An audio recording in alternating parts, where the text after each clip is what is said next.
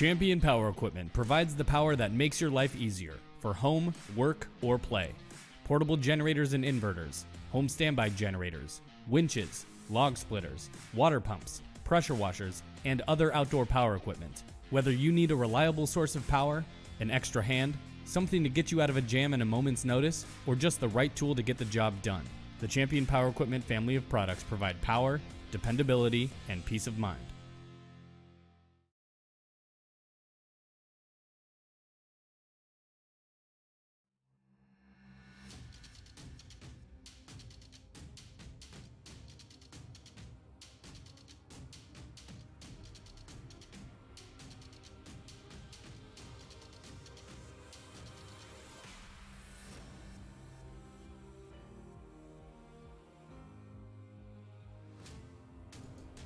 Welcome everyone to the opening round of the Champion Power Equipment Fall Brawl E-Series, brought to you in part by Green Mountain Grills here on iRacing.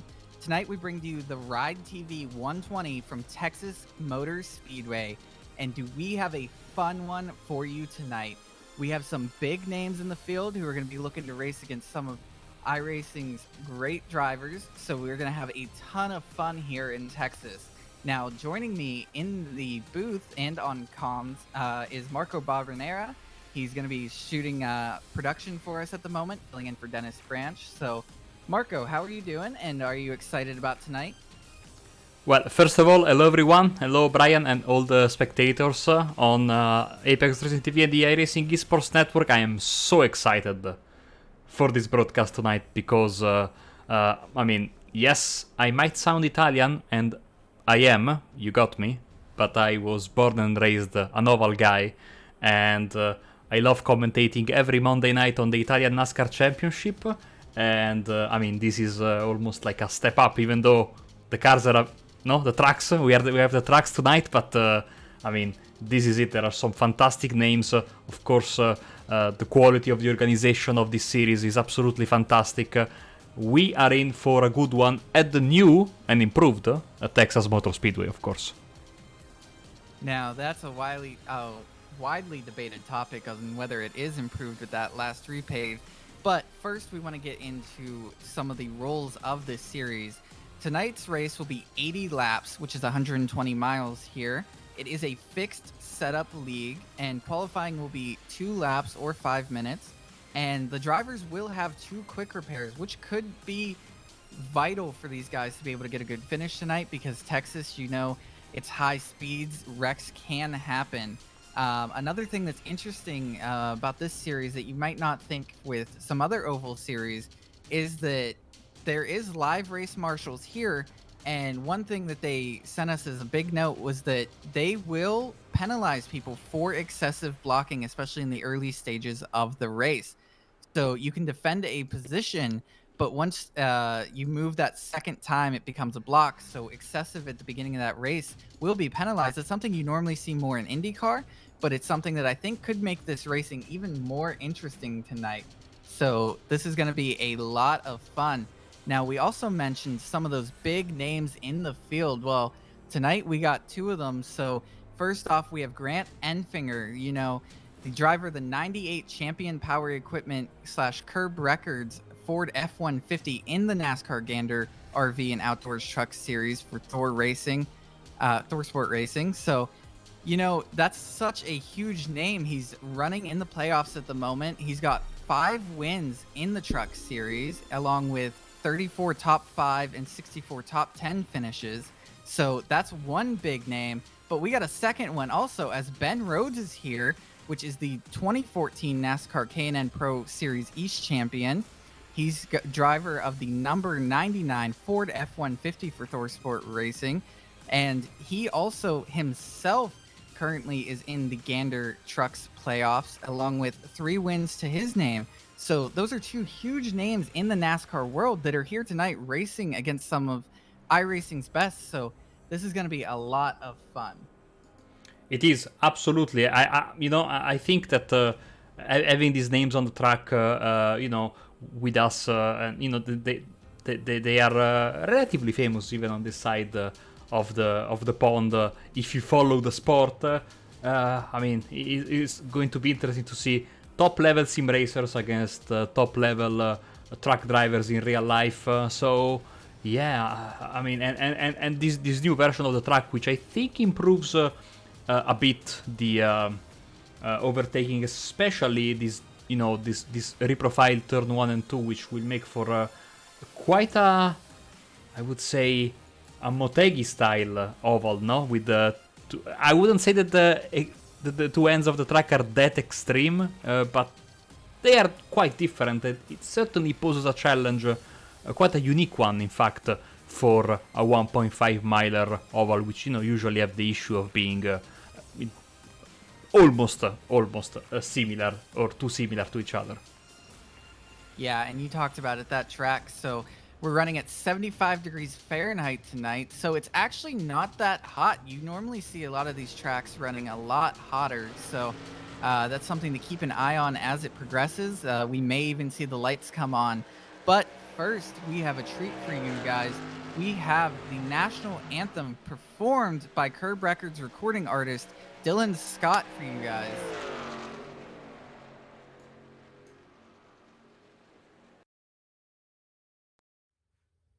Oh, say, can you see by the dawn's early light what so proudly we hailed at the twilight's last gleaming, whose broad stripes and bright stars through the perilous fight o'er the ramparts we watched were so gallantly streaming, and the rocket's red glare, the bombs bursting in air, gave proof through the night that our flag was still there. Oh, say does that star-spangled banner yet wave o'er the land of the free and the home of the brave.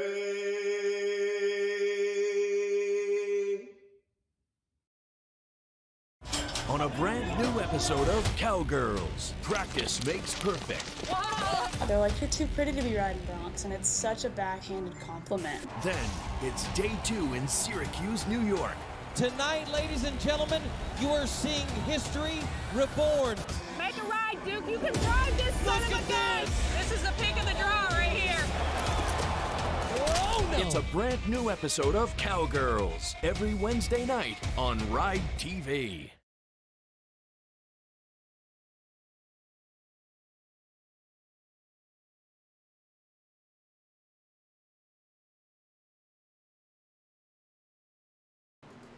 Welcome back, everyone, on the iRacing Esports Network. We are here again with the Fall Brawl series here on the iRacing Esports Network, powered by Champion Power Equipment and brought to you in part by Green Mountain Grill. So we talked about it before the national anthem there. This is going to be a big one here tonight with the names we talked about. Looking at the times right now here in practice, not the usual names you would see up top. You think that Ben Rhodes and Grant Enfinger would jump to the top, but right now Nate Lynch is actually sitting at the top with a 29.59, and Ben Rhodes is in third with a 29.63, with Grant sitting back in sixth with a 29.7. So these guys that you would expect to jump up there, it doesn't seem like it's going to be easy for them tonight. So we'll have to see how it goes. But going back to talk about the track that we mentioned before, they are some wide corners here with the repave that happened. It extended where the apron is.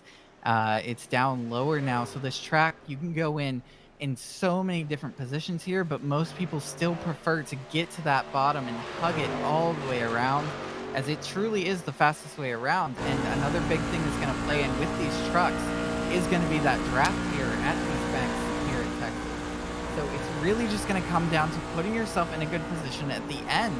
And I think that these guys that have that NASCAR experience are definitely going to be able to know how to do that. But driving in NASCAR and iRacing is going to be completely different. Yes, absolutely. I agree with you, and we'll see also, of course, you briefly touched, Brian, on the weather, and especially the fact that we are racing in the sunset. So, depending on how long this race goes, and we can expect a couple of cautions here and there. We certainly could have a race that starts at dusk, sunset, and then that ends under the lights. So that of course could pose a challenge to the drivers. And one thing that one should think about is also how to set up the car. If you want to have, theoretically you would want to have a car that's better suited for the cooler temperature of the second part of the race, but at the same time it is not like the change in temperature happens just like the flick of a switch. It's more and more like gradual. So how much temperature will the track lose as we go through the day? So that's going to be interesting to see as the first times are getting onto the board, with Grant and Finger in a provisional pole in front of Sheldon Pearson, and Eli Childs is just pipped by Craig Janzak. And the times are really flowing in one after the other. Yeah, and of course here there's 2 laps for qualifying, or within a 5-minute time span you have to be able to put in those 2 laps. So some people try to wait it out for a cloud to come overhead, maybe cool the track even a little bit more. Others just like to go out right away and hit it, and I think most of these guys are taking advantage and just heading out there, as we see the times truly just flying in, and some guys being pushed down that I didn't expect to see so far. But we're kind of seeing some names jump up, as we have our first person from qualifying to get into the 29s, and that's Anthony Pelican coming in with a 29.96 here. After that is Eli Childs. Oh no, and Nate Lynch just jumps into second now with the 29.96. Almost an identical lap time with Anthony Pelican for that pole position. I'm sure he's going to be disappointed on just barely missing out on that spot. And then Ben Rhodes comes in running another 29.96. So these guys are very evenly matched tonight. And you talked about one thing you mentioned was the temperature, if it cooling down. This is a fixed series, of course. So these guys have no control of their setup. So you are absolutely really correct.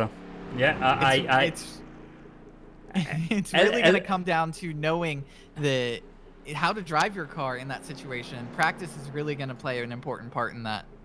And of course we went over this before the broadcast, but it's very late at night, so for me, so I tend to forget stuff. But what's really important is that qualifying is almost over. These laps were flying in so fast that our ticker there at the top of your screen was almost not able to keep up. We only have a couple of drivers without a time, and they will be, no matter what, unceremoniously kicked out of the server, of the track when that clock reaches 0, which, by the way, yeah, there we go, should have the clock right now. So I see a couple of drivers going a bit slower. We got Thomas Esling for his first timed lap, which is a 30.30. It's good enough for 25th place. Let's see if he has the time to improve. Well, he has the time. There's 40 seconds left, but going through 3 and 4, these part of the racetrack retained the old banking, unless I'm very much mistaken. Thomas Esslink on the start-finish line once again. He improves his time and jumps up to P8. So great lap, almost at the last possible second, Brian. And of course, one thing I've learned through all these years, racing on ovals and commentating ovals, the more cars you leave behind you, the less chances of being involved in some shenanigans, especially early in the race. Yeah, and that's another thing. You always want to try and qualify up front in these races because anything really can happen. So anyone at any moment can end up tapping you or turning you, and the more cars behind you, the less chance of that happening because you're going to be up front with less people that really can keep up with you. So, but with that, let's run through your field here for the opening round of the Champion Power Equipment Fall Brawl E-Series here, presenting the RideTV 120 from Texas Motor Speedway. On pole is Anthony Pelican running a 29.960. And then in second is Ben Rhodes running an identical lap time there. So in third is Nate Lynch. Fourth is Eli Childs. Fifth is Craig Jansek. Sixth is Robert Wynn Jr. Seventh, Richard Fornchell. Eighth is Thomas Hesslink. Ninth is Michael Potter. 10th, James Harris. 11th is Robert Lorenz. 12th is Nick Gardner. 13th, George Young. 14th, James Santoyo. 15th is Stephen Pless. 16th, Trey Jackson. 17th is Grant Enfinger, a name we didn't expect to see so far back. And 18th is Sheldon Pearson. 19th, James Carroll. 20 is Kevin Kirchar. 21st is Caleb Forsyth. 22nd is John Fix. 23rd, John Thacker. 24th is Bobby Grant. 25th is Brandon Wallace. 26th, Russ Kilgore. 27th is Kevin Ward. And 28th is Rich Lushes. 29th is Robert Wynn. And that is your field for the opening round of the Champion Power Equipment Fall Brawl E-Series, presenting the RideTV 120 here on the iRacing Esports Network. So, Marco, what are some of your surprises that you saw from qualifying? Well, you briefly touched upon it while going through the starting grid, seeing Grant and Finger down in P17. So that's a bit of a surprise, but also of course good for us because we might have some a nice comeback from him. But all these drivers will not want to be overtaken by him as well. So that is certainly one thing to keep an eye on. Ben Rhodes, as expected, there in the front row. I think Eli Childs has some relation to my favorite Rick Motec driver of all time, Bobby Childs. If that is so, hi Bobby, and I would have loved to have you on track today. But yeah, as you can see, time to go racing. Just a very, very, very quick look at the weather before we start. 77 Fahrenheit on the track, and a quarter to 7 p.m. But it is the 7th of October, just like in real life in the US right now. Therefore, sun is going to come down very, very quickly below the horizon. Now, another thing to mention is that these guys only have 3 sets of tires, so they have 2 in the pits and ones they start on.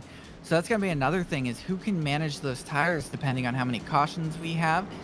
So it's really going to come down tonight on just putting yourself in that good position between managing your tires, managing your position, being able to just run where you can on track, along with managing the track change as the weather disappears. So with all of that said, we're going to get ready here as we're waiting for that pace car to come around and dip down. And at that point, Anthony Pelican now has control of the field, and we're waiting for him to go and get that green flag as the field starts to stack up.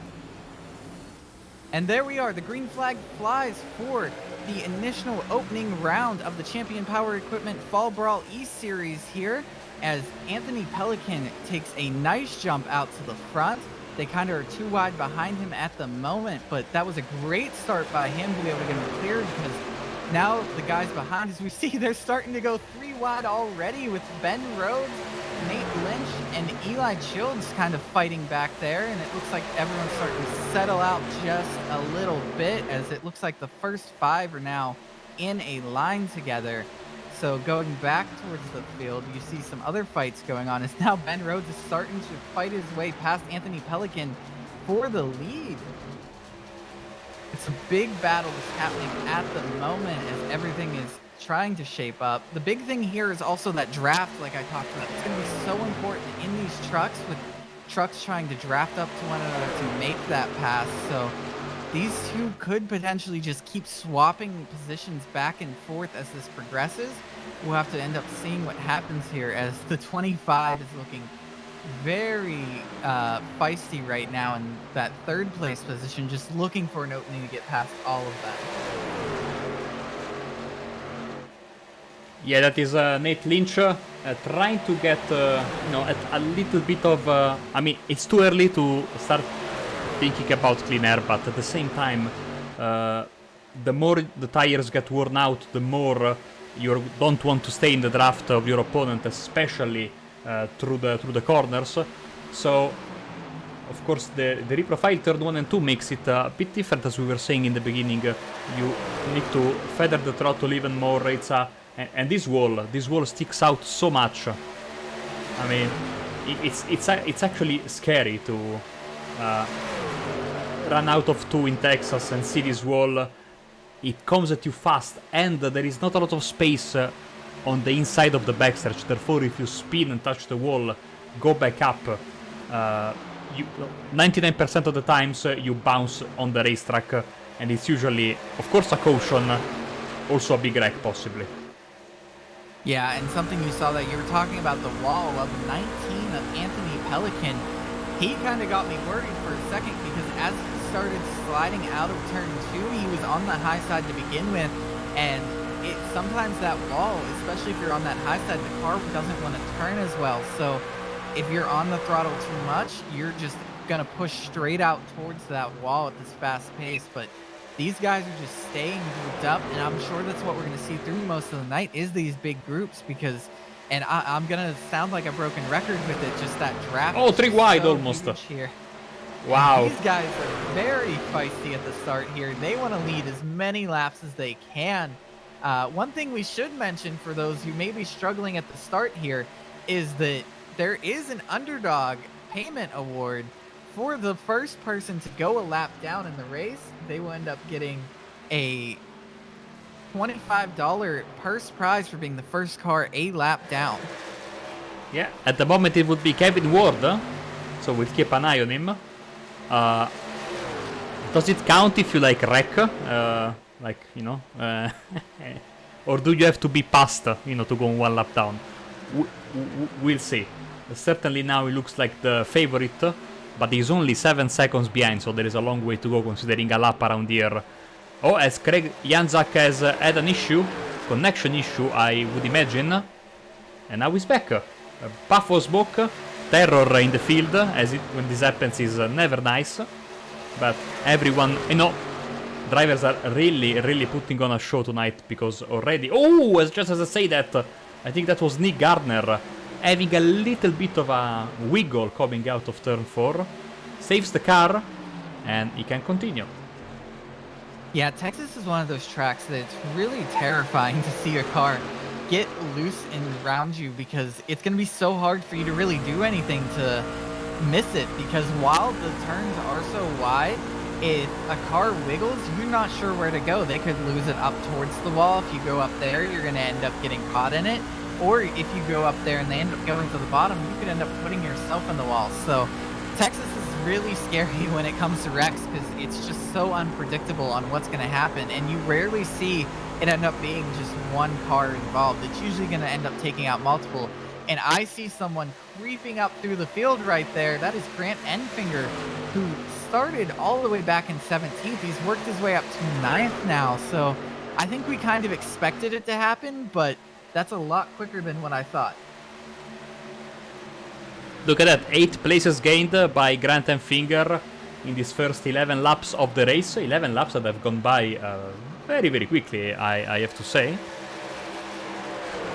And yeah, now looking... oh, look at the front there. Man, I still maintain that we need for iRacing to give us the chance of going to sort of a a split screen kind of functionality, because in some races we cover, like this for example, there is so much stuff going on at the same time. And look at, I mean, this looks like I know it's a misnomer right now, but looks like a plate race, you know, especially on the straights. That's one of the big things during the truck series, especially, is that when you go to like these 1.5 mile tracks, is that with the less horsepower that they have and everything, you're running in packs basically at these 1.5 mile tracks, and that draft just becomes so huge. And Texas, one of the cool things though is that turn one, because even in the trucks, you can't really run wide open, and you really do have to still slow down and be able to turn through the turns. So that's one nice thing. But then really it's getting that good exit and drafting off the car in front of you on exit that's really going to give you that speed. As we have just got a glimpse there of the raw speed and pace of these drivers as we go past the start-finish line once again. I remember a few years ago, I think it was like 2014, when Dale Jr. had a massive wreck there. He accidentally like clipped a bit of the grass on the infield and then hit the wall so hard on the right side, and the car erupted into flames. And I saw already a couple of drivers. You can see there is already a little bit of tire marks there in the grass, so some drivers are already threading the needle. Yeah, I believe that was 2014, if I'm correct. Don't quote me on that, but I know it was during one of the day races at Texas where he clipped that and it set fire to that car. But it's just the way that these are set up, of course. With the splitter being so low that you're basically running on the ground, if you get anything in front of you, it basically becomes a lawnmower at that point, where you're just sucking in the grass straight onto you. So but this battle has been intense up front. We've seen multiple swaps, and James Harris, who is leading right now, he's up 9 positions. He started all the way back in 10th, and here he is running in first, but I don't think Ben Rhodes is happy about that. As here he goes, he tucks to that inside. Ben wants to lead as many laps as he can, it seems like. He's not content to just ride.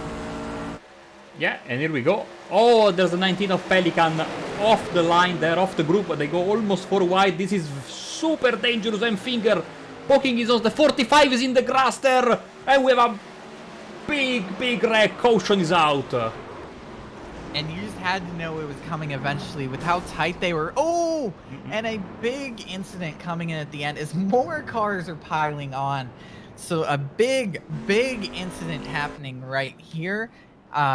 There's so many cars that ended up piling in at the end. I'm not even sure who all was involved in it. There were just so many cars that hit one another, but it all started up front with the 27 of Nick Gardner, who ended up getting turned sideways and ended up, I think he tapped Grant Enfinger, I'm fairly sure, along with a couple other vehicles that ended up getting caught up in this caution.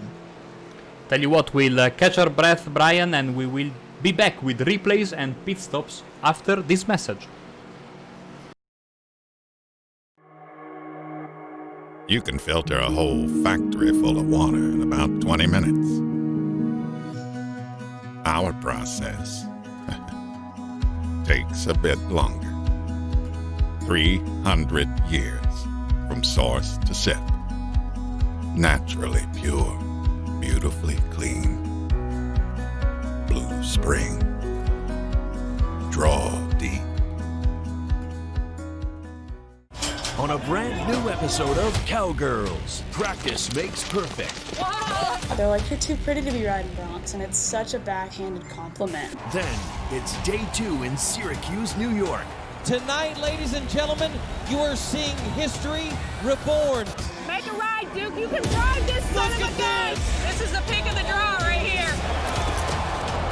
Oh, no. It's a brand new episode of Cowgirls every Wednesday night on RideTV. As you can see, your pavement takes a beating, but the elements are no match for Sealmaster. Sealmaster protects pavement, helps prevent the need for costly repairs or replacement, and enhances curb appeal. Sealmaster's nationwide network of professional seal coat applicators will help keep your pavement looking and performing at its best. Trust your pavement to Sealmaster, Call 1-800-395-SEAL or visit mypavement.com to find a professional applicator near you. I still miss Earnhardt. I like a cold beer now and then. I'm all about my mama. I take a bullet for.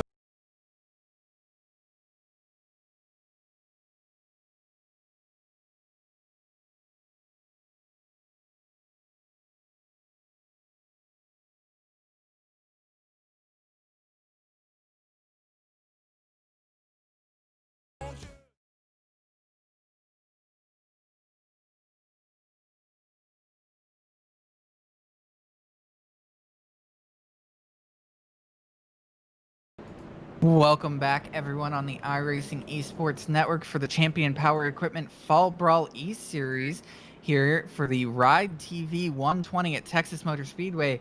Now, before the break, there was a huge incident there, and we're going to go to the replay now to kind of see exactly what ended up happening here. So we see as they're coming down the front stretch, it looks like the 45 maybe tapped the grass a little bit, got loose, got into the grass, and then from the back even, the 45 ended up not even being involved in it. It looked like the 27 just had some issues losing it through the tri-oval there. Maybe catching the wall a bit from the looks of it. Oh no! It started with the 98 of Grant Enfinger hitting another truck and bouncing off and just causing big issues. The 27 ended up not having anywhere to go after that incident. So a big mistake there from Grant Enfinger. Not a guy you would expect to see this mistake from. So, of course, a lot more cars piled on after the incident. We don't have exactly who all was involved in that, as there were so many cars that ended up piling in. But what we do know is that 2 of our drivers ended up staying out under that pit stop. And I'm wondering if that's because of the tire limits that are coming into play tonight, as of course they had 1 set to start on and then they have 2 in the pits. So maybe thinking there will be more cautions and thinking those tires will come into play later. Who stayed out? Because on my timing tower, here on the time, everyone pitted. Oh, on my timing tower, it has that Ben Rhodes and Anthony Pelican stayed out under that one. They both stopped, so iRacing playing tricks on us. But no, I can guarantee you they both stopped as we are about to go green. So on various degrees of damage, the drivers involved in the wreck were Nick Gardner. Then we also had George Young. We had Grant and Finger. We had Bobby Grant was also involved, and incredibly, I think that was it. There was one. I think that was also James Harris got involved. One of the cars was involved, and he came like really late on the crime scene, so to speak. So, but yeah, one thing, we don't like crashes, but I love these LED caution lights on the catch fence, and back to racing already. Yeah, and as we're coming through, you see the lights off on the pace car, which means we are coming to take the green. And again, it's Anthony Pelican who is in that control car position. I'm sure Ben Rhodes wanted to be there, but Anthony Pelican is sitting there. So we're going to wait for this pace car to pull in as he takes that dive down. And now we just wait for that leader to fire off.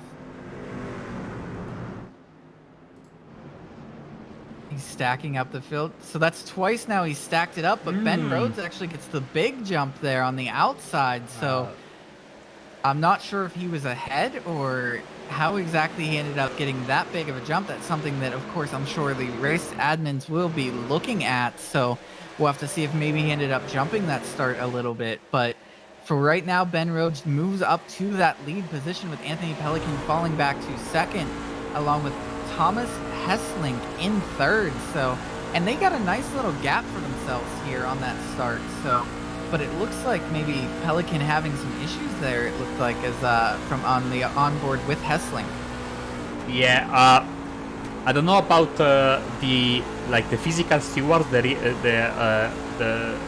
real life people that are doing the stewarding tonight, but maybe the iRacing stewarding automatic system will take a look at the Ben Rhodes start, because that looked like it was, if the driver on the outside pole, so to speak, at the restart, overtakes the leader of the inside line before the green flag drops, so that's an automatic stop and go penalty on iRacing. So, but on the other hand, you have 3 laps to serve it, so for the time being, it seems like Ben Rhodes is intent on staying out, and no,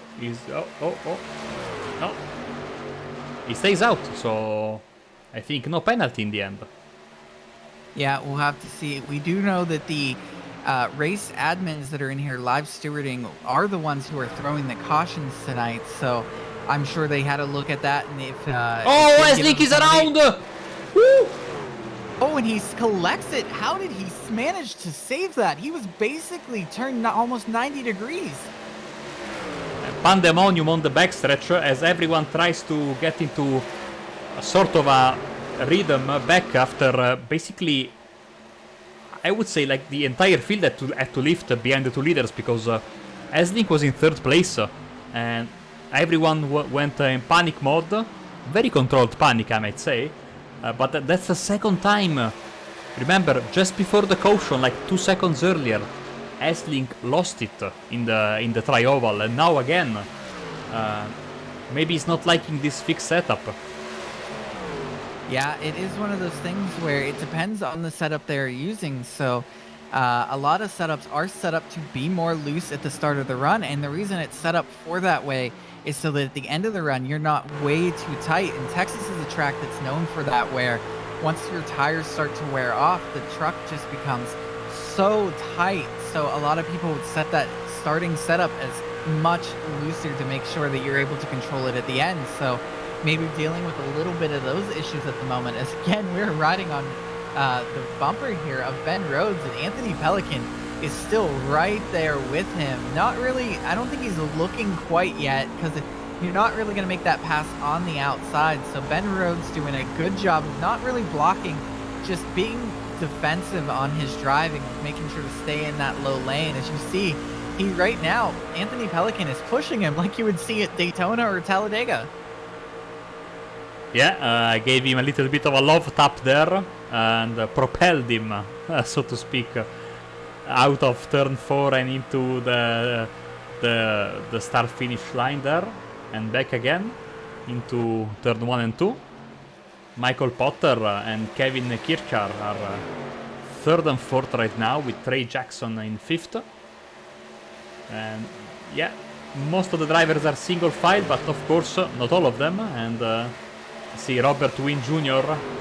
getting past Robert Lorenz, who's now lost a position to Nate Lynch as well. Looking a bit out of his rhythm, whilst Grant and Finger, after making a great comeback, of course, in the opening portion of the race.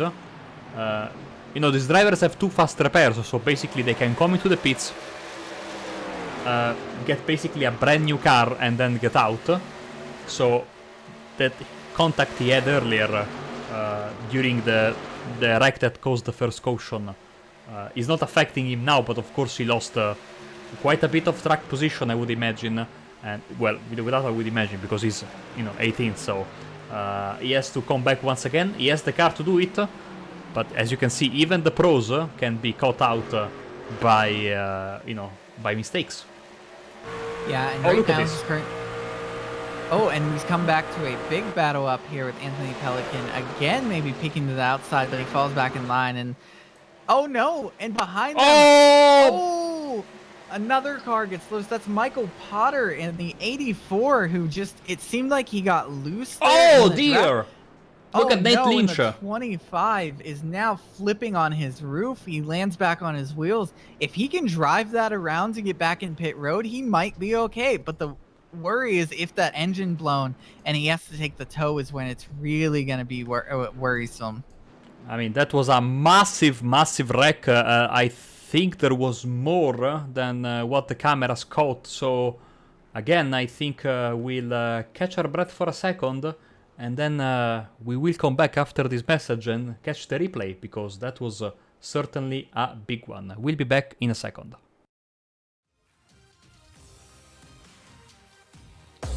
The 10 most common words used to describe food you'll cook on your Green Mountain Grill.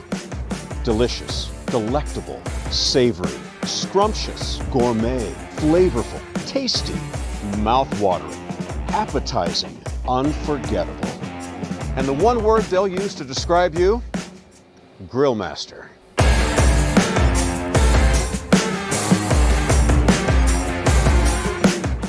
On a brand new episode of Cowgirls, practice makes perfect. They're like, you're too pretty to be riding broncs, and it's such a backhanded compliment. Then it's day 2 in Syracuse, New York.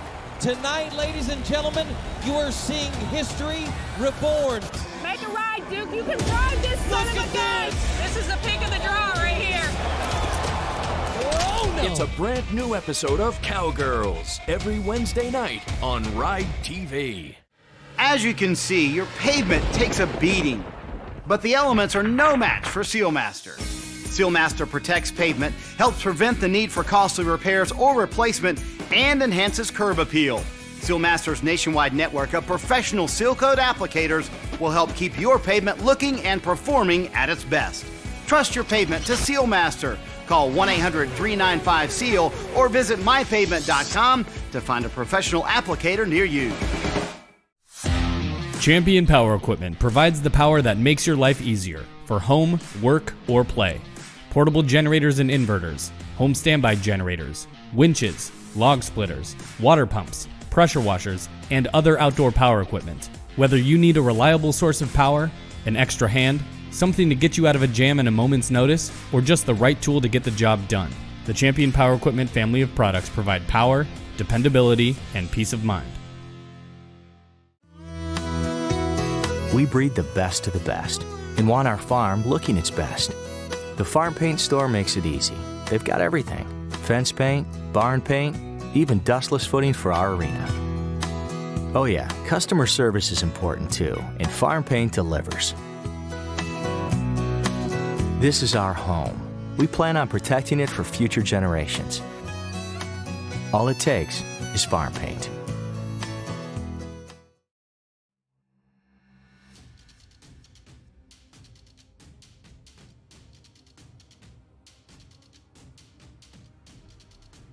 Welcome back, everyone, to the Champion Power Equipment Fall Brawl E-Series, brought to you in part by the Green Mountain Grills here for the RideTV 120 here at Texas Motor Speedway.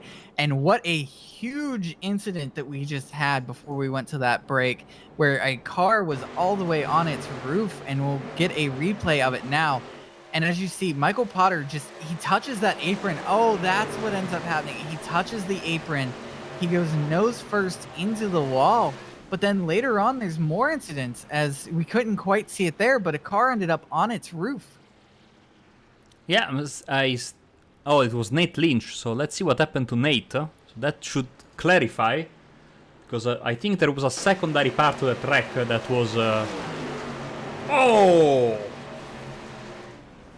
Big incident there, as he's in the catch fence and just rolling across, and was that Grant Enfinger who it looked like just missed him, as it looked like the 25 and the 89 just came together on exit? I think the truck landed on his roof.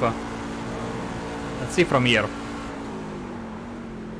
This is going to be something to see right now. Oh! So if this was real life, this was a big crash. That would have been a huge like a bad incident. Yeah. I mean, that would have been like, Talladega 09?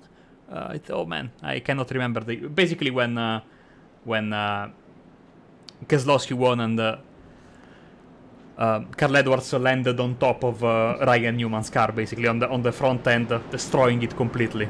So yeah, thankfully the racing gods were a bit lenient today, but I thought the pace car lights were out, and in fact they were. Then they reappeared out of nowhere. See, the guys were already too wide, and that only happens with one to go and the lights off. So evidently the officials at the Fall Brawl Series decided to get an extra lap of caution.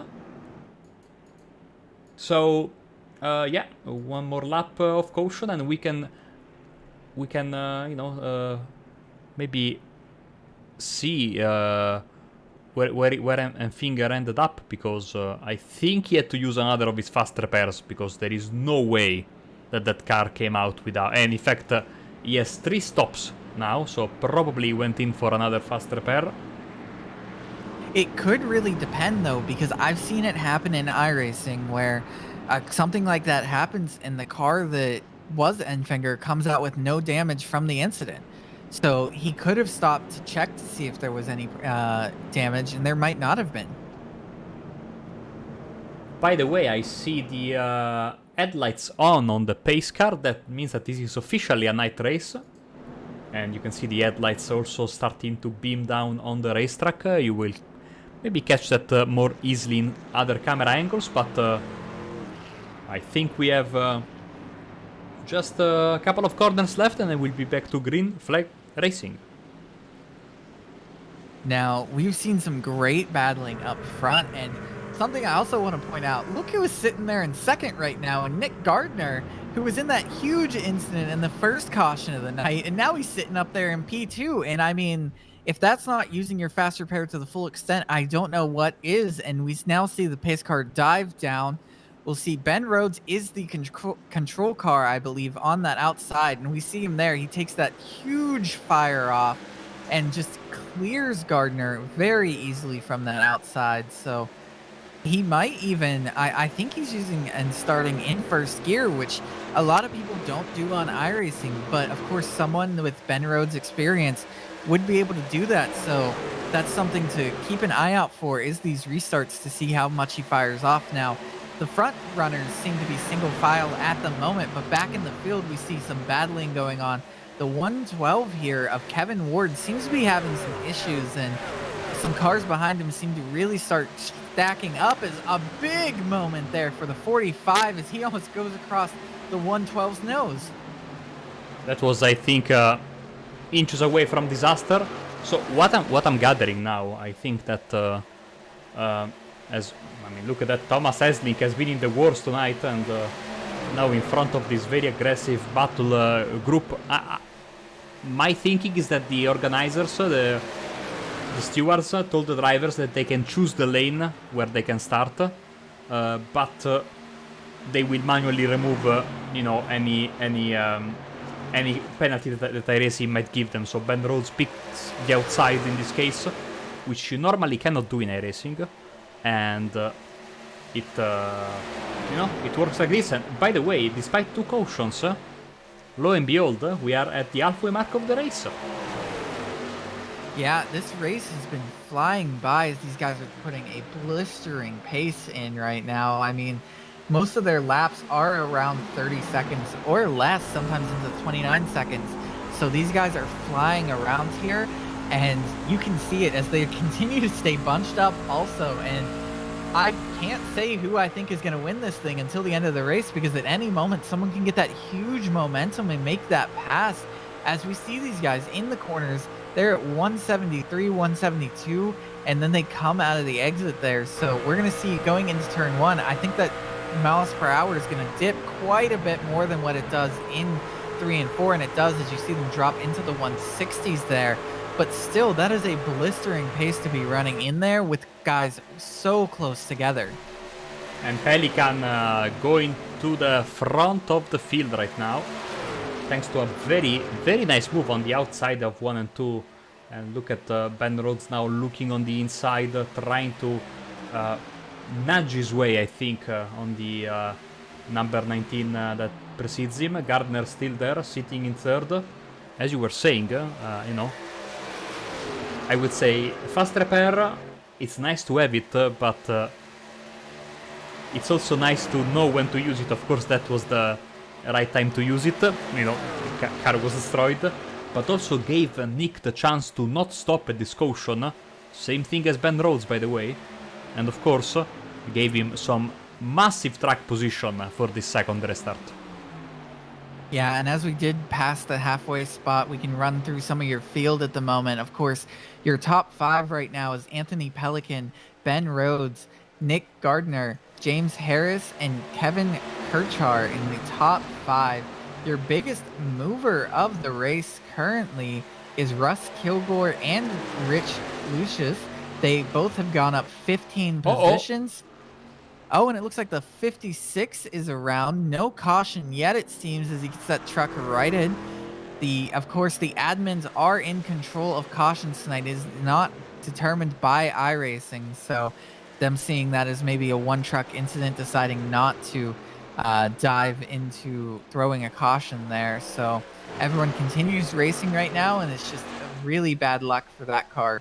So the guys up front, again, you see Ben Rhodes is right on the tail of the 19 of Anthony Pelican. He hasn't really left there since Pelican got by.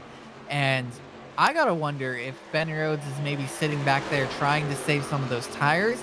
We know that Ben stayed out under that last caution, so he definitely still has a set in the pits. If a caution comes out, maybe at the 60 lap mark, I could see that as potentially the point when you come down. So these tires do wear a ton here with the amount of speed put into them in these turns. So, and with how wide open you are in during most of this track. So we'll have to see if that comes into play tonight.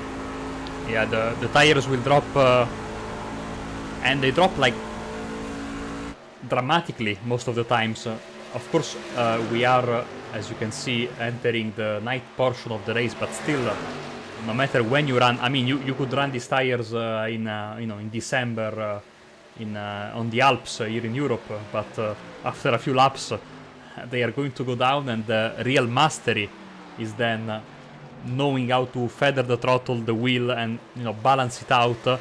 Especially because, as you were saying earlier, nowadays, as we got rewind here in the midfield, nowadays you can go almost flat out in the beginning of your stint.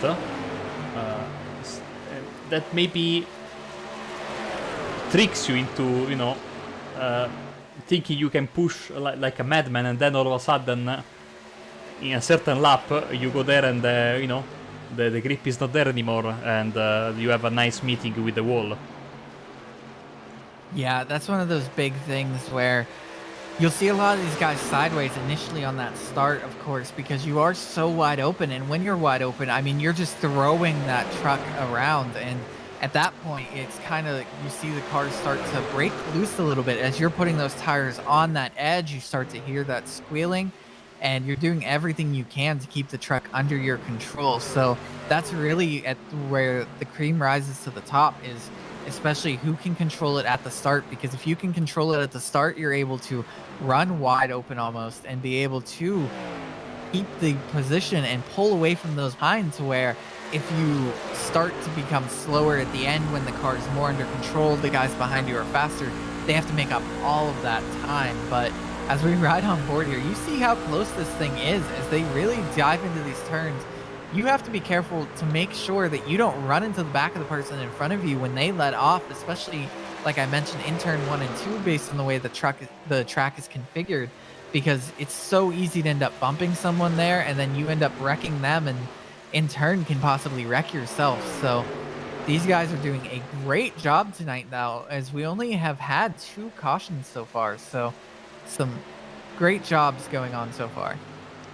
Seems like we are about to have some lapped car action. I see in front of the leader there are a couple of cars. There we go, moving on to the inside is the 56. That's John Thacker, involved in the second big wreck, if I'm not mistaken. And so Ben Rhodes has dropped to third now, but of course still in a premium position. Thomas Esling, after can we say a shaky start of the race and an incredible save, is still there fighting for the win. Here comes Kirchner going past both. Oh man, almost. Look at, I think they almost made contact there, and now going on the inside. Ben Rhodes trying to get back into second position. The 99 on the inside, the 91 on the outside. I think the 99 has a bit of a better run, and he will grab second position back in in an instant. And now I think he's going for the lead. There were a few scary moments that happened in those last couple laps. The first one, they all kind of involved the 45 in a way. The 91, I believe, ended up in the grass at one point. He touched it, and I thought he was going to end up taking out the 45. And then the 45 decided to try to push Ben Rhodes past the 91. And we saw that Ben Rhodes almost got hooked, but some amazing car control going on there. And Ben is looking for this lead right now. He's not really forcing the issue, but you can tell he's looking for it. But I think the 45 of Thomas Hesselink wants second place now, and then to even go for first. Hesselink does not seem like the guy to wait around. He says that if you're too slow, he's going to make his way through and pass you. It's a big moment there, but Hesselink is through for the moment. But Ben Rhodes has the preferred line going into the turn. And as Ben Rhodes looks to duck below the 19 even, it's gonna be hard to do though, because when you're underneath someone there going into turn 1 like that, when you're just barely under them, you have to really let out a lot sooner than they do, and they're able to throw it in there and get to the bottom in front of you a lot of the times. And that's kind of what we saw happen right there, is the 19 was able to just get right in front of Ben Rhodes and hold him off, and now the 45 is attacking again from the outside. You know, it's incredible because we are starting to get deep in the run, and of course Rhodes did not stop the second time around, so his tires are even, you know, he stopped on lap 18, and still these guys are absolutely nose to tail, pushing hard. Again, Thomas Hesselink had another big moment a couple of laps back, but he recovered brilliantly, so that's the third time he has done so, and now he's sitting in second place. But I would say that, and this is of course easy for me to say right now, but any one of these top 5 guys can end up into victory lane in 24 laps time. Yeah, and we see even more lap traffic here. Of course, iRacing does have communication in the race where you're able to talk with other drivers and kind of call out your preferred lane, as what a spotter would do for someone in real life. So I'm sure Ben Rhodes and Grant Enfinger are having some fun being their own spotters tonight, calling out those places. So we'll have to see how that progresses. But Pelican is out in front still, just able to continue to fight him off. So it's going to be hard to pass him. No one's really been able to do it on the long run tonight, as Pelican's just been able to hold his own and defend from the front. I'm not sure if anyone's going to be able to truly get there as we look back towards the back of the field here and see some of the other guys battling out still on the lead lap. As that's Craig Jancic in the 21 there, leading the 41 of James Carroll at the moment. So these guys are all battling it out pretty close right now still, and no matter where you are, you want to keep fighting for every position, because you never know if that caution may come out, and you need that preferred spot. As we also see Childs here running back in the 12th position, and it looks like Wynn is trying to make that pass. Robert Wynn in the 16 at the moment. Yeah, quick look, and you can see there are battles throughout the field. Here are Ward and Fix arguing over P14. The leaders are coming out of turn 2 right now, and here we go. Thomas Hesselink going for the lead. Yeah, we'll see if he can do it. He has the preferred line in 3 and 4, and he just throws it in there. And it looks like the 19 got a pretty slow turn there from that middle lane, not able to really get down like he's used to. I'm sure he would have preferred to be on the bottom there, so maybe not having the run that he was hoping for. And we saw that that caused Ben Rhodes to have to check up behind him also. So we'll see though. I'm sure the 19 will use that draft to pull all the way back up there, but also behind them now we see Nick Gardner looking for position on Ben Rhodes, trying to force Ben Rhodes back to the 4th position, as we see some great side-by-side action. Dear, the leader crash! Oh, no.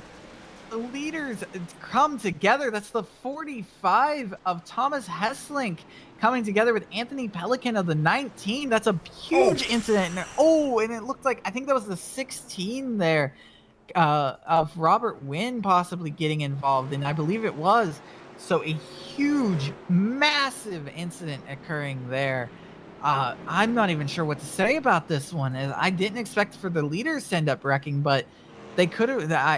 Hesselink could have burned off his tires pretty quickly with how aggressive he was being. That maybe he just got loose or even tight on exit to where he ended up getting up into the Pelican. I'll tell you what, I have never seen in all these years a car being propelled that high in a racing. We'll catch the replay after we come back. Don't go away. You can filter a whole factory full of water in about 20 minutes. Our process takes a bit longer. 300 years from source to sip. Naturally pure, beautifully clean. Blue Spring. Draw deep. On a brand new episode of Cowgirls, practice makes perfect. They're like, you're too pretty to be riding broncs, and it's such a backhanded compliment. Then it's day 2 in Syracuse, New York. Tonight, ladies and gentlemen, you are seeing history reborn. Make a ride, Duke. You can drive this son of a gun. This is the pick of the draw right here. Oh, no. It's a brand new episode of Cowgirls every Wednesday night on RideTV. As you can see, your pavement takes a beating, but the elements are no match for Sealmaster. Sealmaster protects pavement, helps prevent the need for costly repairs or replacement, and enhances curb appeal. Sealmaster's nationwide network of professional seal coat applicators will help keep your pavement looking and performing at its best. Trust your pavement to Sealmaster. Call 1-800-395-SEAL or visit mypavement.com to find a professional applicator near you. I still miss Earnhardt. I like a cold beer now and then. I'm all about my mama. I take a bullet.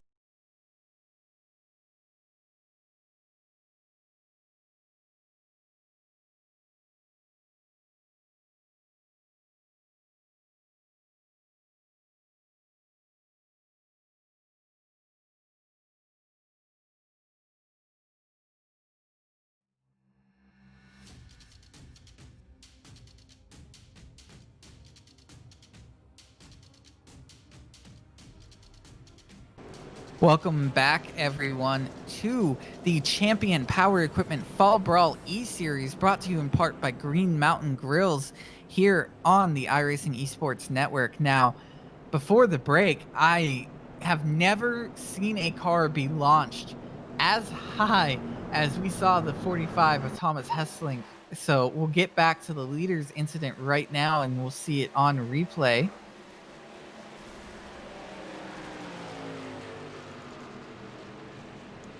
Trying to get a better angle because okay, this should be it. Oh, he lost it again. Oh dear.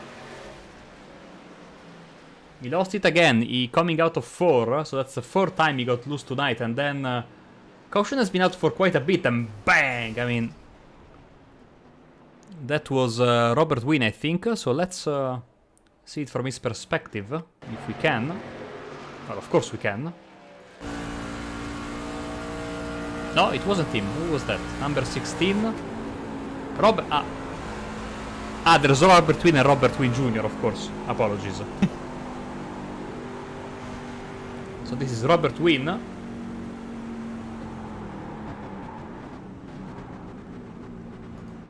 It wasn't him that got...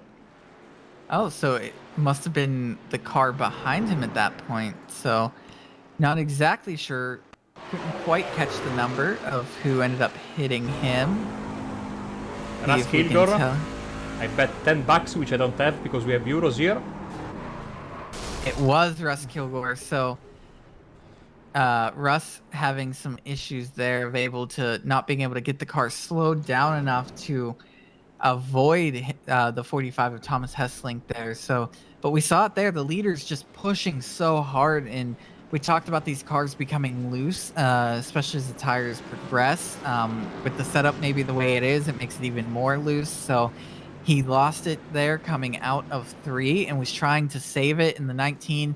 Went high to try to avoid him, but that was where Hesselink was, and he ended up turning Hesselink straight into the wall. and we saw him just get launched into the stratosphere there. But the lights are off on the pace car, and I think it is Nick Gardner who has the lead and is the control car at the moment. But we have seen Ben Rhodes choose that outside, but it is Gardner, and he gets an early jump there. He's able to clear Ben Rhodes for the moment, so we'll see if Ben Rhodes can maybe get under him into turn 1. I don't think he's going to be able to, and he's not. So for now, Gardner is able to hold off Ben Rhodes, but Rhodes getting a big run here and looking to the inside of Gardner here out of turn 2. And we'll see if he can get him in the 3 and 4 with that preferred line. So it looks like he's going to be able to get him cleared there. But the fact that Anthony Pelican is still sitting in 3rd position right now after that incident that he had is impressive to me. So I'm sure that he was able to keep that car going, go in, get his faster pair, and come back out since everyone decided to pit in that instance.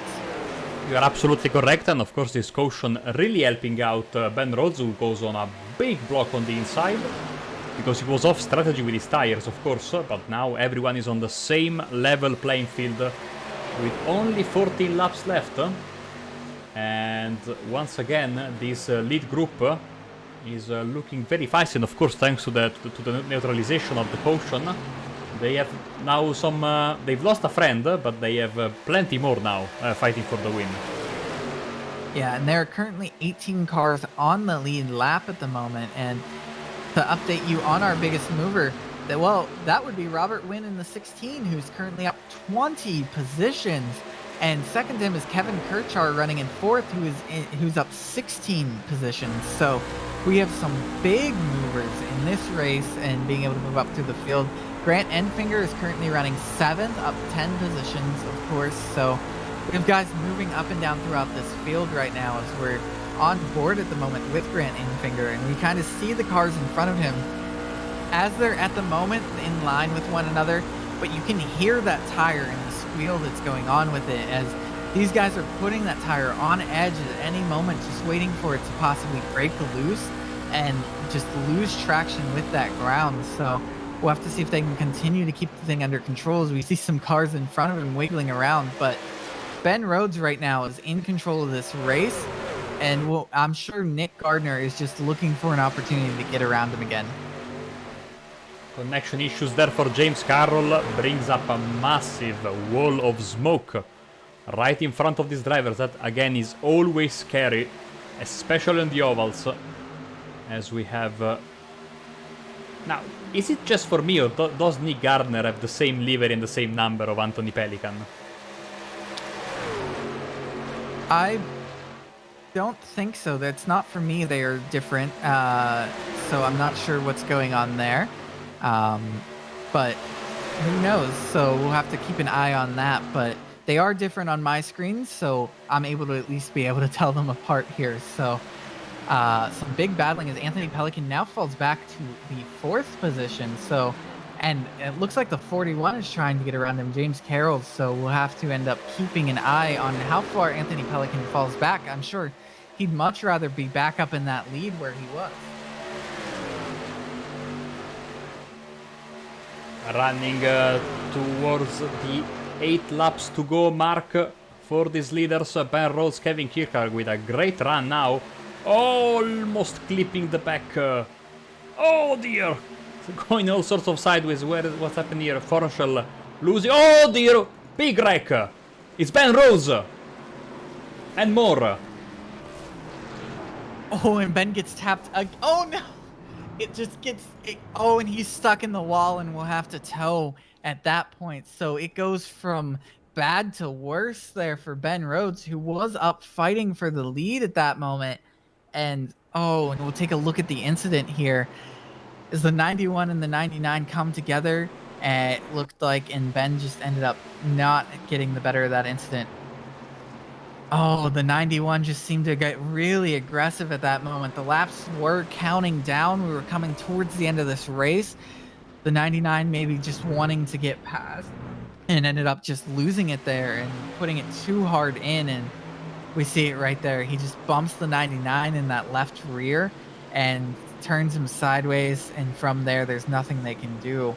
So Ben ends up later gets hit again and put into that wall and gets stuck. So bad incident there. But for one Gander Outdoor Truck Series driver, for him to have a bad incident there, it's the benefit of another, as Grant Enfinger up to third now from that incident. So Grant, who has had a bad luck in the first part of this race, now with 7 laps to go, is sitting there in third with a chance at winning this thing. Yeah, and I would say, judging by the timing and scoring we have available here behind the scenes, that no one will head for pit road, A, because of track position, and, well, none of the top runners, of course, and B, because I think most of these drivers have run out of tire sets. Midfield, there is a bit of activity. James Harris, Michael Potter, Caleb Forsyth, John Fix, Robert Loren, James Santojo, and Kevin Ward are all in. Brandon Wallace, unfortunately, has been sitting there as well, I think for a couple of laps more than the others. So,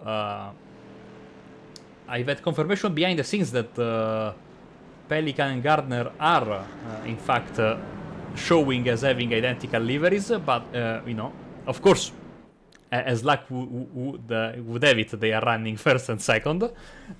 So, yeah, this could be an interesting end of the race. Cautions, spirit cautions, and of course, as we have seen, I mean, plenty of times in real life as well, the more the laps start to go down, the more the drivers get aggressive, the more cautions we have. But this restart will be, I think, with 4 laps to go, Brian. So, I mean, this is going to be, you know, possibly the decisive moment of the race. I think the pace car will turn its lights off this time around. So unless the series officials, the real life, the human officials, call for an extra pace lap, it's we are going green next time by. Let's see.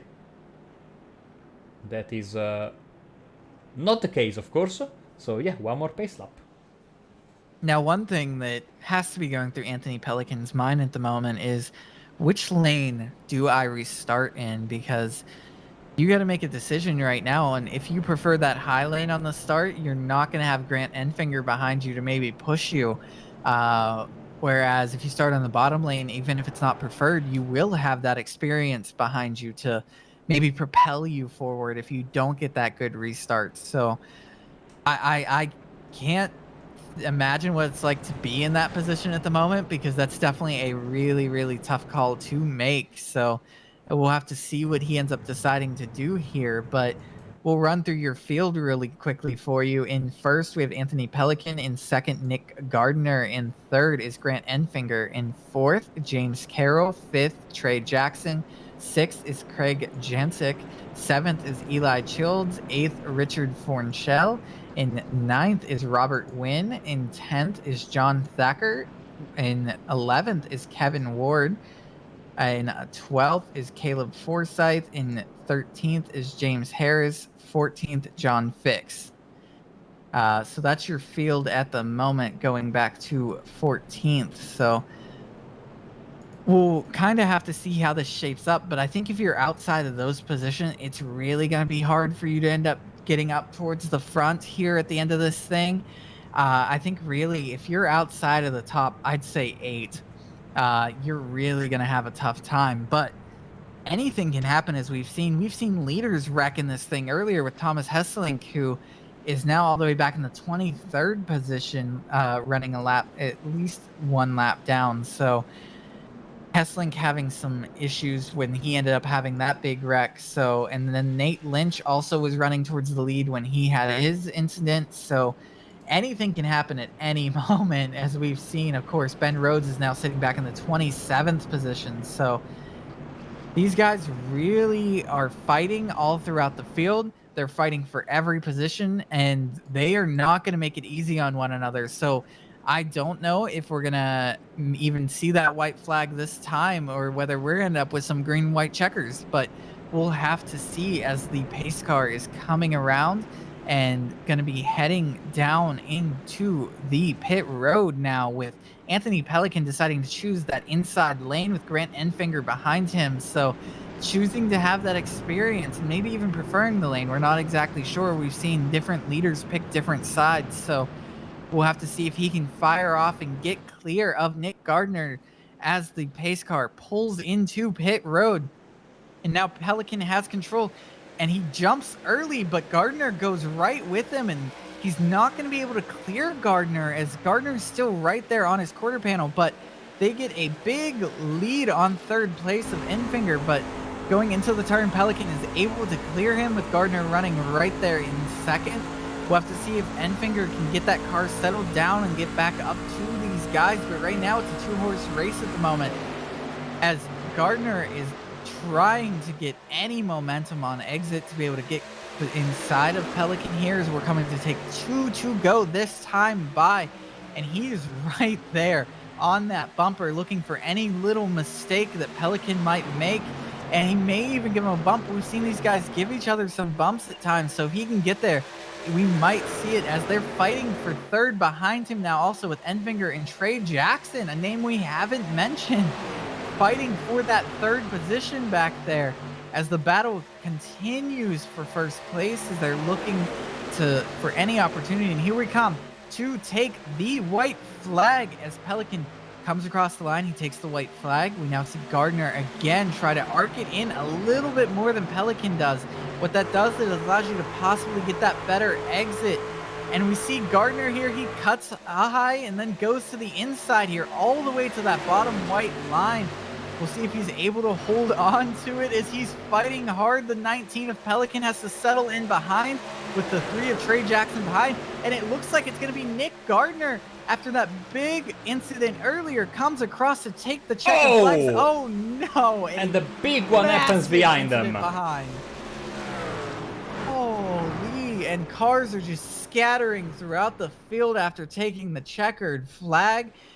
That is a massive wreck, but of course Nick Gardner comes across to take the win in the opening round of the Champion Power Equipment Fall Brawl E-Series here in the RideTV 120. Nick Gardner, a man who was wrecked early in this race with a massive wreck, ends up coming all the way back to take the checkered flag ahead of Anthony Pelican, who I believe has led the most, either the most or second most laps in this race. So what a race that we just saw there. Marco, what are your thoughts?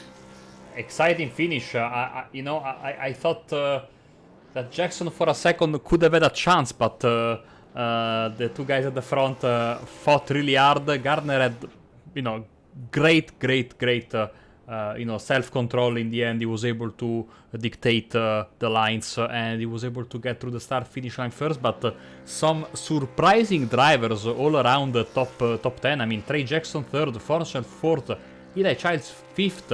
So drivers that have been in the shadows for most of the race, as Gardner gives our spectators a great show here. We'll hear from him very, very soon. I mean, this goes to show, some of these drivers were nowhere all day long. They, waited by their time, got a nice top 10 to show for, and drivers who were fighting for the win all night long basically come home with a fistful of flies, as we say here in Italy, when you have nothing or almost nothing to show for. But, great party for Nick Gardner.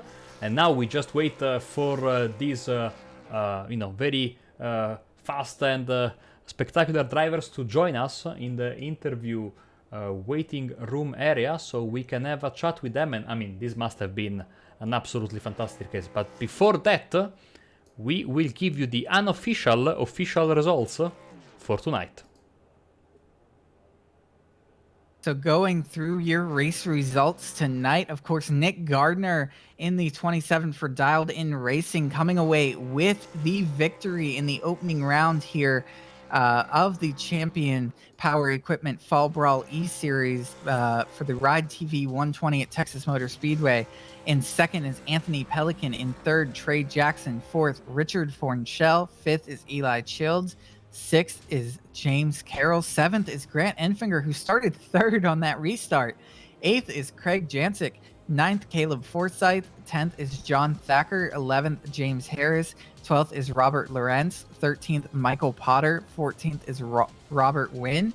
15th, Kevin Ward. 16th, John Fix. 17th, James Santoyo. 18th is Kevin Kirchar. 19th is Sheldon Pearson. 20th is Nate Lynch. 21st, Rich Lucius. 22nd, Stephen Pless. 23rd, Brandon Wallace. 24th, Thomas Hessling. 25th, Robert Wynn Jr. 26th, Ben Rhodes after that incident. 27th is Bobby Grant. 28th is George Young. 29th is Russ Kilgore. Yeah, you might have heard in the background Nick Gardner engine, saying I've had enough. You can see the big puff of smoke there on pit road. What a fantastic victory. Let's see if we can get the drivers, the top 3 drivers for the interviews. I think they will be here momentarily. What can we say? I mean, this has been a fantastic race, and next time around, that will be on October the 21st, Brian, these drivers will face a completely different challenge in one of my favorite tracks in the world, no matter if it's oval or road. It's going to be Richmond Raceway, so the drivers will have to come with their elbows out in that one. Yeah, Richmond is always a beast on itself, and I mean, they've set up some great tracks for us to be able to see these guys compete on in this series. So I'm excited throughout the entire track list that they've set forward. So going from the high speeds of Texas Motor Speedway to that short track at Richmond, it's going to be some fun. And I'm sure some of the NASCAR drivers that we've had tonight would love to be there. I mean, Grant Enfinger has a win in real life just this year at Richmond. So I'm sure he'll have to be a favorite when we head there. So these guys put on such a show for us tonight. I mean, there's so much to just go over with this action because of all the big wrecks that we ended up having, along with just the amount of pack racing that they ended up doing, the pushing and shoving. We had leaders wreck. We had guys being sent into the stratosphere. It was just such a huge thing. I mean, you're absolutely correct, and I like the way the organizers were able to create, as you were saying, a very balanced and exciting schedule. As if I'm not mistaken, race 3 will be in Chicago, Chicagoland, and then race 4, the new released on iRacing, Fairgrounds Speedway of Nashville. Then for race 5, they will go to Michigan, and then December the 16th, so basically just in time for Christmas holidays, we are going to have another quite unique, challenging racetrack. That's going to be, of course, Five Flag Speedway for the final race of the season. I see the drivers starting to pop up in the commentary box waiting area, therefore I think we can start, as Brian is standing by with our winner from tonight, Nick Gardner. Hopefully. There is. Nick Gardner, do you got a copy? I got you. There he is. So Nick Gardner. Now, man, you had a huge incident at the start of this race, and to be able to come back and win it, just how are you feeling at the moment? Honestly, I can't believe it. This is so surreal. I knew I was going to be good tonight, and I told myself going into this, if I can get out of here with the top 5, I'd be happy with that. That's all I want. We're racing with so many great drivers in this field, so many greats. And man, I was a little nervous, and once we got racing, everything just kind of clicked and went our way there on the final lap. Now, going back to that early incident that happened earlier in the race, after that incident, did you think that maybe it would be a lot more difficult to get there, or were you starting to doubt whether you'd be able to get that top 5, or what was going through your mind after you had such a big incident? So I was really good at saving my tires, the right front. Everyone was killing it, but I really saved my right front. So I moved through the field a little hard once I was coming from the back, but that caution that happened on the front straightaway, that kind of helped me gain my track position back because a lot of those guys pitted and used their set of tires, and I stayed out and saved another set.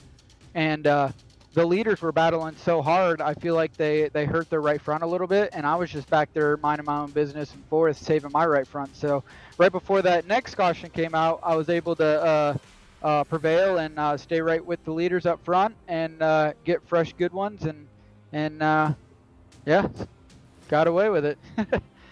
Now, going into that last restart, you're sitting there in second. You have Anthony Pelican leading the race at that moment, and then you have Grant Enfinger sitting in third. What was going through your mind coming to take that green flag?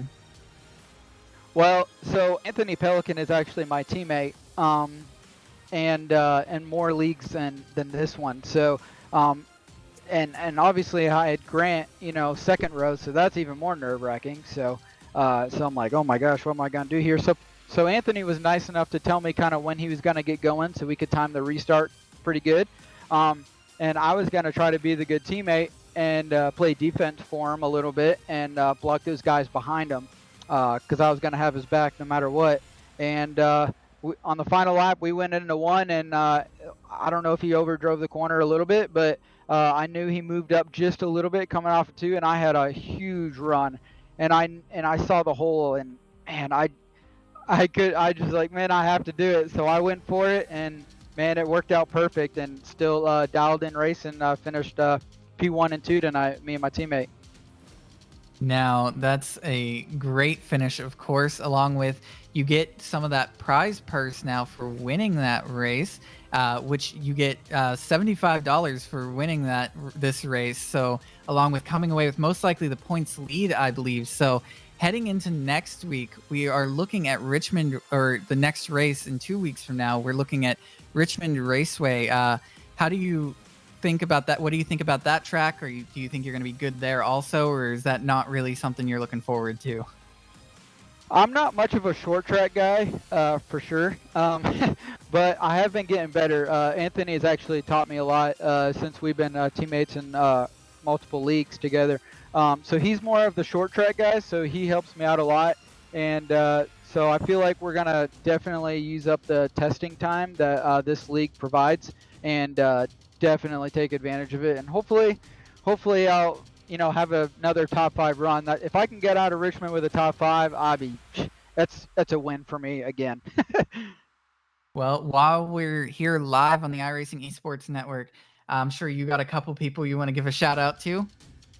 Yes, most definitely. I just want to thank Champion, of course, for putting all this on, all the hardworking people that have, put all their heart and souls into making this thing. I know it's only 6 races, but man, I see all over Discord how much work they put into this thing, and I'm telling you, this is one of the best races I've had in a long time. It's just they did a fantastic job. Everyone who had a part in this fall brawl for Champion. I also want to thank Carolina Nut for being a part of it, and Menards as well. Big part of it. It's just obviously my sponsors. They put a big deal on here, and if they're on the truck, I'd like to put out a good run for them, and I was able to do that tonight. So just want to thank all them guys. Thank my wife for watching, all my friends and family that I sent the link out that's watching now. Yeah, pretty cool deal. And thank you guys for doing a great job with the broadcast. Well, thank you, and congratulations again. That is Nick Gardner, your opening round winner of the Champion Power Equipment Fall Brawl iRacing E-Series, brought to you in part by Green Mountain Grills for the RideTV 120 from Texas Motor Speedway. Now, I believe that my colleague Marco Barbanera is going to be with our second place runner-up in Anthony Pelican. You are absolutely correct. Welcome to the booth, Anthony, and how's it going? Good, thanks for having me.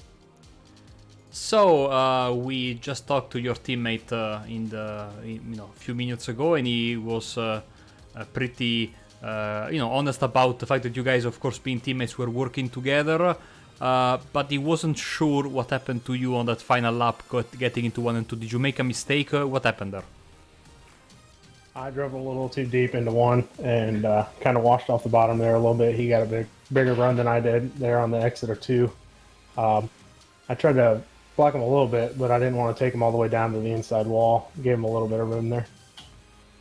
How was the racing tonight in general? I mean, how did you feel about the fixed setup, the weather now going from sunset basically to night racing? How did you? Were you at ease with the track tonight? I like the setup. Started a little free, which all setups have to be a good setup on iRacing because they build so tight later in the run. Overall, I think it was a very good race. Some little kinks to work out in the first one, but overall, really good race, close race, and good job by everybody. Of course, I think you would have wanted the race victory, but second place is, of course, a great way to start the season. And of course, in 2 weeks' time at Richmond, you will be looking, I think, to work on this second place finish. And maybe, what do you think about your hopes for Richmond and for the championship in general? I'm a short track guy, so going to Richmond, Nashville, and Five Flags are more my alley. I was looking to survive here at Texas. I'll take a second place finish any day of the week. That's a spirit, so we can't wait to catch you in action at Richmond in a couple of weeks' time. So Anthony, before we let you go, anyone you'd like to thank? I'd like to thank Carolina Nut for being my sponsor. I'd like to thank Champion and Green Mountain Girls for putting this thing on, and all the people that worked hard to get this thing going and keep it running. Awesome, Anthony. Thank you very much, and we'll catch you in a couple of weeks' time. Thank you very much. And that was Anthony Pelican, so second place finisher,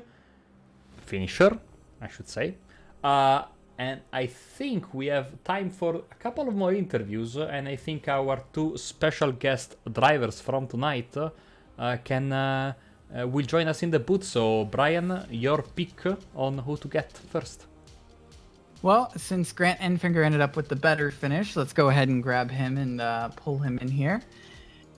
And now we have a special treat for everyone in Grant Enfinger, the driver of the 98 champion Ford F-150 here, coming home in the 7th position tonight. So, Grant, I'm sure it's not quite the race you were hoping for, but overall, how do you think your race ended up going?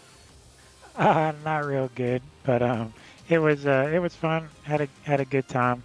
Able to drive from the back to the front a couple of times, and I was in pretty good position there at the end. And when Kevin and Ben got together, I got a little bit of damage there, and just slowed me down a little bit on the straightaway. But had a good time. It was a good time. It looked like everybody had fun. Hopefully the broadcast looked all right as well. Oh yeah, it was a lot of fun getting to watch you drive all the way back up through there. Now, I'm hoping we get to see you here in 2 weeks, because we're going to a track that you have recently won at in real life, of course, in Richmond. So are you going to be able to join us for that, do you think? And are you looking forward to it?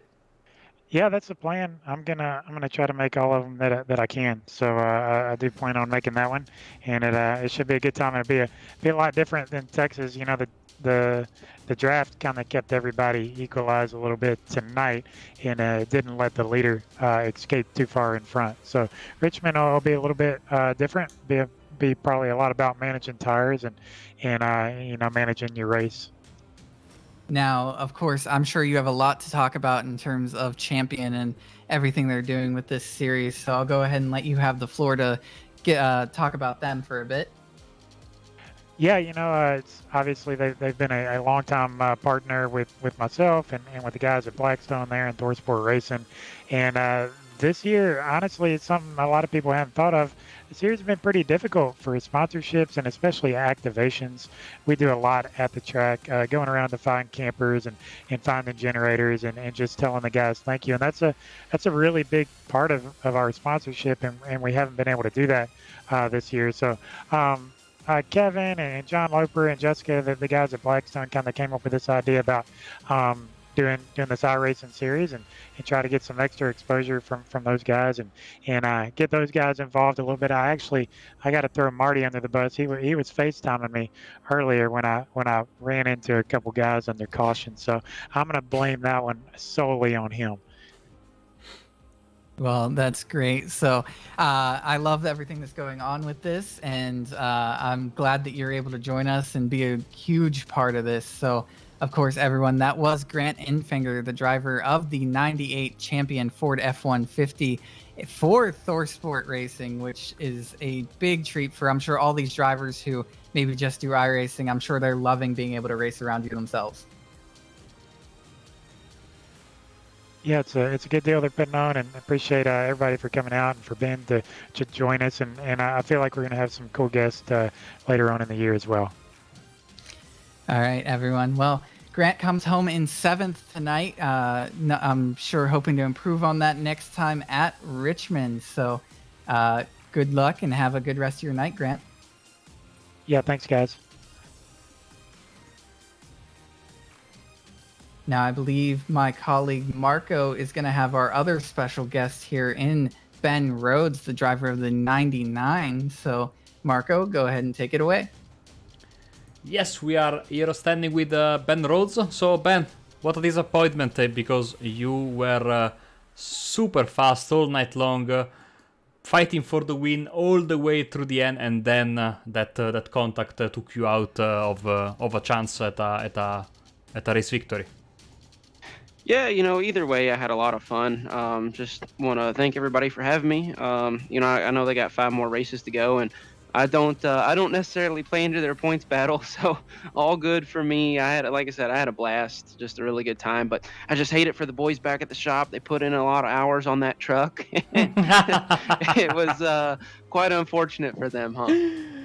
Ah, man. I mean, it sure looked from up here that you guys were enjoying yourself there at the front. The fight was so tight, and you, for the majority, I mean, a good portion of the race, you were running on a sort of a off strategy, if I'm not mistaken, because you didn't stop for the second caution, but you were still able to mix it up with those guys pretty well. Did you feel that those tires were starting to drop a bit, but then the second caution, third caution really helped you out? Because I saw you were losing a little bit of ground before the second big wreck, and then that was basically the big equalizer. But why did you not stop in the in the second caution as well? Well, I figured if I could keep the track position, keep first place, and I had a few people that stayed out behind me, so I had some trucks to kind of give me a gap between myself and the new tires, and I was hoping they would burn theirs off a little bit coming through the field. And I was saving them. I really hadn't used them that hard. So I wanted to keep an extra set for a late race caution, and it was working out great. I lost a little bit of ground to the guys. I was running third, which I was really fine with. The big bummer, though, is I was the caution. That wasn't the plan. I was hoping the late race caution was going to come out, but I wasn't in the caution. And then I could pit and get some new tires, and I was hoping there was going to be enough of a gap and speed, but I don't think there was enough of a speed difference to make that strategy work anyways. So maybe a more abrasive racetrack that would have worked. Well, for sure, we had some great fun watching you guys battle there at the front. Ben, before we let you go, anyone you'd like to thank? Yeah, just everybody that put the race on. I really did. I had an amazing time, and like I said, this is the most fun I've had on iRacing ever, and I've been in it for a long time, and yeah, just had a really good time. So thanks to everybody involved. Thank you very much, Ben, and hopefully we'll catch you later in the season. Thank you for joining us tonight. Thank you. And I think, Brian, that is almost all we have for tonight. That was an absolutely amazing race, I have to say, and it was so much fun to commentate, and a lot of surprises, a lot of drivers that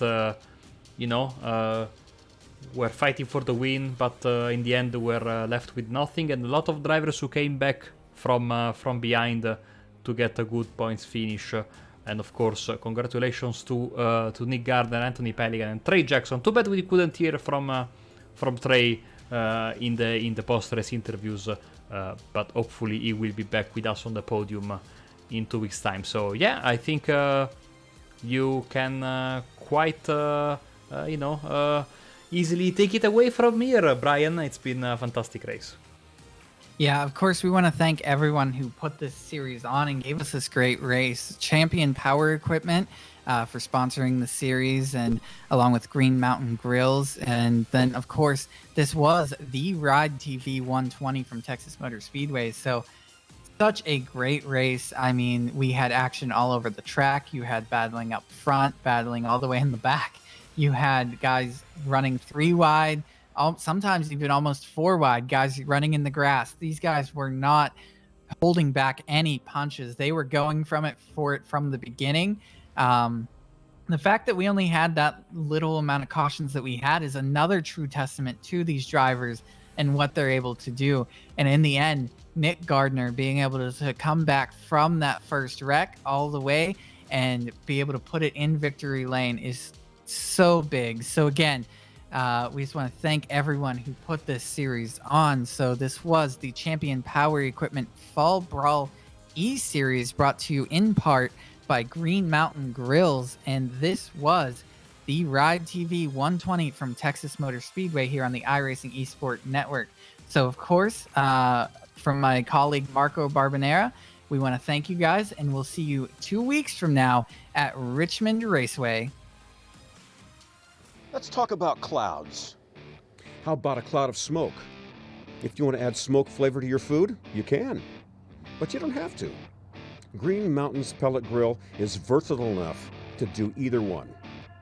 A whole lot if you want, or a wisp if you wish. Cloudy water? Not with Green Mountain. Clear as crystal.